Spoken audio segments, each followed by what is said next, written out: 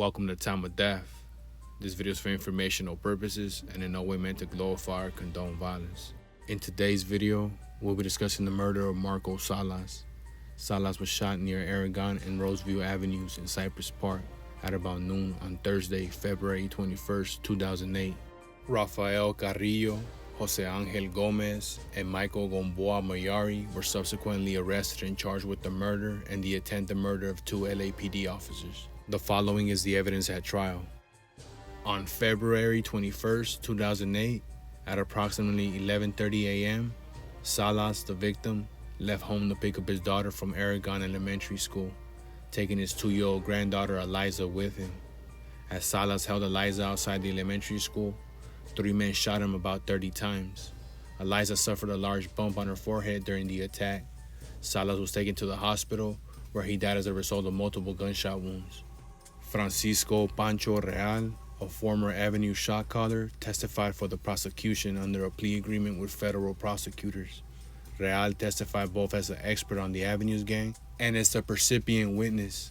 In June 2008, Real was arrested with a number of other Avenues gang members and charged in a federal racketeering indictment of 67 people, including his wife, stepfather, and 3 brothers. Real testified against the defendant, Rafael Carrillo, at his preliminary hearing in 2010 and testified against other Avenue gang members, including Gomez's brother, Carlos Stoney Velasquez, who was charged with the murder of Deputy Sheriff Juan Escalante. Real identified photographs of those Avenues gang members he knew well, including Muerto Segura, Gunner Valencia, and rival Gomez. For 5 to 10 years before his indictment, Real had known the defendant, Stomper Carrillo, as a member of the Jew Street side of the Avenues gang and the Chicos clique.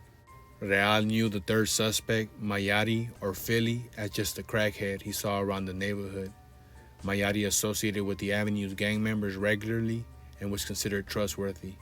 Mayari also testified under an agreement with the prosecution. Though he had lived in the Avenues neighborhood and associated with the Avenues, he was not a member of the gang. He was called Philly because he was originally from the Philippines. Mayari was a narcotics addict who purchased drugs from the Avenues gang and was on Drew Street daily, selling or buying drugs. In February 2008, Mayari was acquainted with several Avenues gang members, including Real, Segura, Valencia, Leon, and Gomez. He had seen defendant Carrillo around in the neighborhood. He knew him as Stomper and knew him to be a member of the Avenues gang.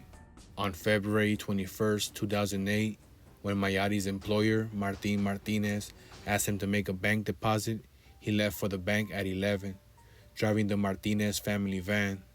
Mayari made the deposit and was driving home when he decided to buy drugs on Drew Street. Upon his arrival, he saw Segura and Valencia crouching between cars and holding guns. They relaxed and came out when they saw it was just Mayari.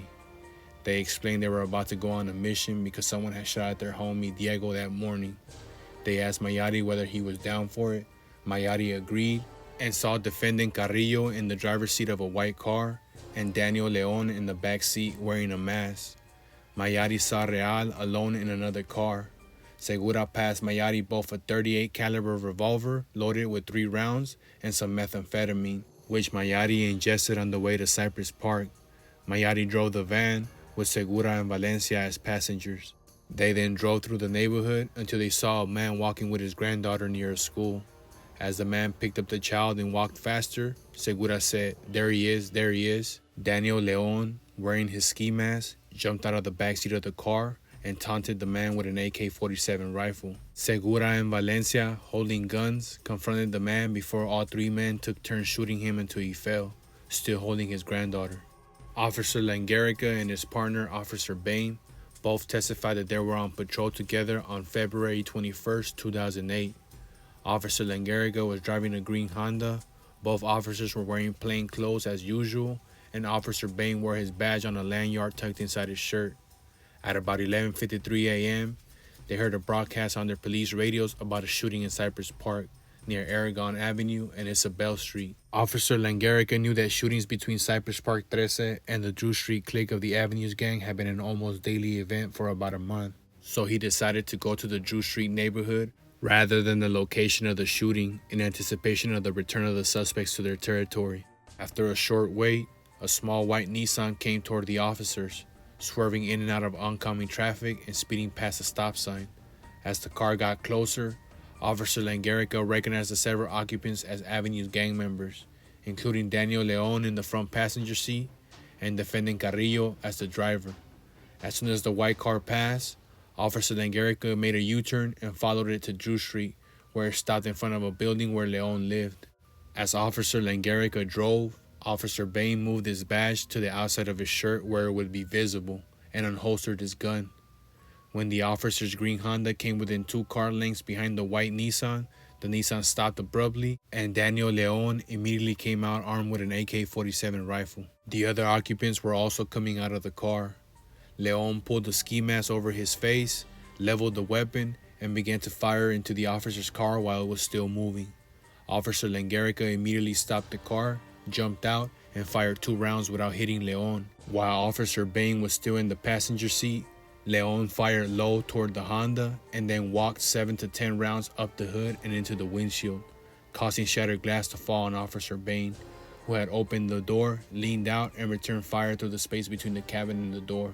Officer Bain identified one of the other 2 men to get out of the Nissan as defendant Gomez and saw him firing at the officers as well. Officer Langerica saw one of the 2 men shooting at them, which he could not identify, hold the weapon behind him as he ran away. Officer Langerica then fired 2 more rounds and Leon fell to the ground.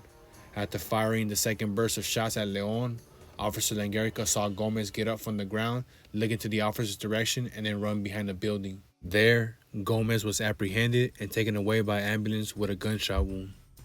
When Real approached the scene crying and upset, Officer Langerica considered him a suspect, as Real was a known member of the Avenues gang. Despite repeated warnings to stop, Real kneeled by Leon, placed his hand under his head, and replied, "F you, Langerica, you just shot my brother." Other officers then arrived and took him away.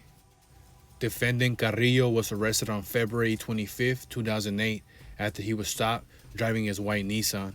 In a recorded telephone conversation the next day, he told his mother and Real that he was being charged with Leon's murder, adding, "Rival supposedly snitched." Tired of the gang life and pressured by his homies to retaliate against the police for killing Leon, Real spoke to the FBI in April 2008. The FBI had been conducting wiretap surveillance of the Avenues gang since January 2008. Following the trial, the jury found defendant Carrillo guilty on all counts except count 3, the murder of Daniel Leon, and found true the gun and gang enhancements. The court sentenced the defendant to life in prison without the possibility of parole, plus 75 years. Jose Angel Gomez pleaded guilty to the killing of Marco Salas and the strangulation of Jonathan Nájera in the men's central jail. He was sentenced to life in prison without the possibility of parole. Marco Salas was 36 years old at the time of death.